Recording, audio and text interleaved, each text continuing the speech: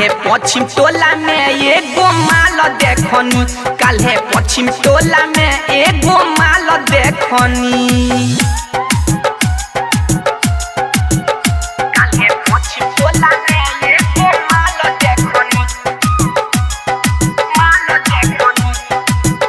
काल्हे पश्चिम टोला में एगो माल देखनी, काल्हे पश्चिम टोला में एगो माल देखनी।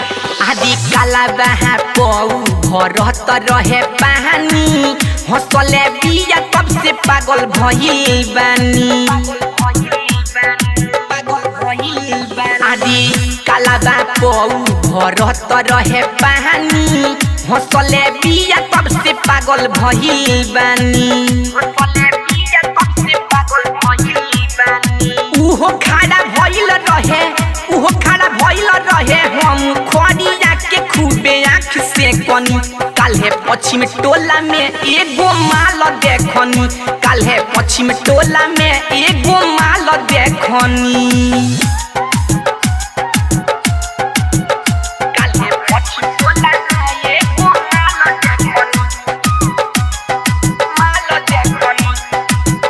काल्हे पश्चिम टोला में एगो माल देखनी, काल्हे पश्चिम टोला में एगो माल देखनी।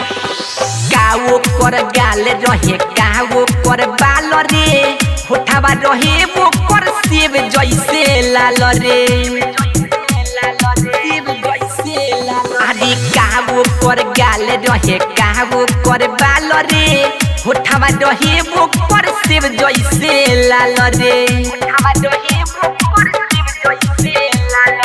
इहे सोची पागल भइनी, इहे सोची पागल भइनी, लौकल ना लईकी कहीं एखनी। काल्हे पश्चिम टोला में एगो माल देखनी, काल्हे पश्चिम टोला में एगो माल देखनी।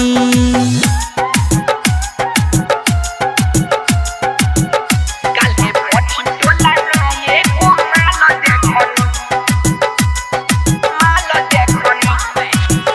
काल्हे पश्चिम टोला में एगो माल देखनी, काल्हे पश्चिम टोला में एगो माल। आदि राइटर दीपक का हम बताई, दिल में मचल बा हलचल सिपाही।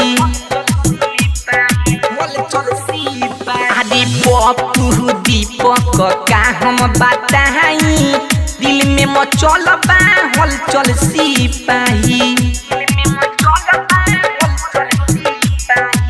रामचंदन सुनो, रामचंदन सुनो, ओकरा काबर हम दिल फेंकनी। काल्हे पश्चिम टोला में एगो माल देखनी, काल्हे पश्चिम टोला में एगो माल देखनी।